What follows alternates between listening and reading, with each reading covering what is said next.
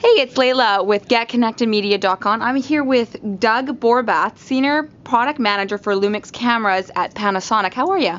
I'm doing well. How are you? Okay, so you're just going to preview a few of the cameras that are going to be featured this fall. What's this one you got in your hand? This is the FX700. It'll be arriving in Canada in September. Cool. And what's really unique about this camera is, if you look at it on the surface, it just looks like a regular, stylish, nice-looking camera. But when you really get into the features of this camera, it has some pretty incredible things that'll really impress a lot of people. The first thing is the lens that you're looking at in front. It's a Leica f2.2 Summicron lens, which is the best lens that we put in any of our cameras in the compact line ever. Okay. So f2.2 lets in almost twice as much light as an f2.8 lens, so you get a lot better low light performance because of that. And then further to that, rather than using a CCD, this camera uses a Cmos sensor. Okay, and what does that mean? And the Cmos sensor is approximately twice as good in low light as a CCD sensor, but the real benefits are a MOS sensor can do full HD high-def video. So if you look on there, full HD, 1080 by 1920 when you're in video mode. And the last advantage is speed. The MOS sensors can capture a lot more quickly. So if I go into one of these features here, like I select my burst shooting, you can see I can shoot up to 10 frames a second off this camera. Most cameras can max out at about 3 or 4. So if I ever want to capture something really quickly, I can do it that way. And another unique feature this one has is this new intelligent function.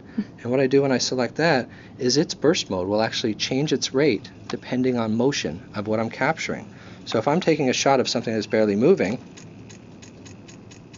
notice how it started at a very slow rate and it cranks it up to as much as 10 frames a second. So that's a new burst feature. And you've probably noticed now that I have a touch screen. Yeah. And what's unique about this touch screen is it has the normal features like allowing you to select menus and move through. But watch this. If I activate this button here, which is the touch shutter button, this camera will take a picture anywhere on the screen that I touch. So for example, if I zoom in a little here and I want my first shot to focus on that camera right there, Yeah. I touch right there, it takes the shot, it focuses and exposes there.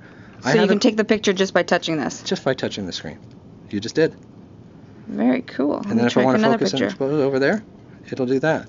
Then when I want to play them back to see them, I can go here and I can just scan through the pictures. You can see the one I took of my hand, you can see these other pictures, and it'll show. Is this the first time Panasonic is using touchscreen?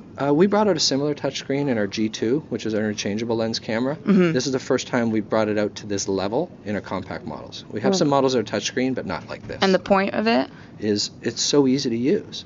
If you want to go back to the record menu, and let's say you're using it, you want to go into your burst mode. Maybe sometimes people get a burst mode on, they don't know why. It's all of a sudden taking 5 shots in a row.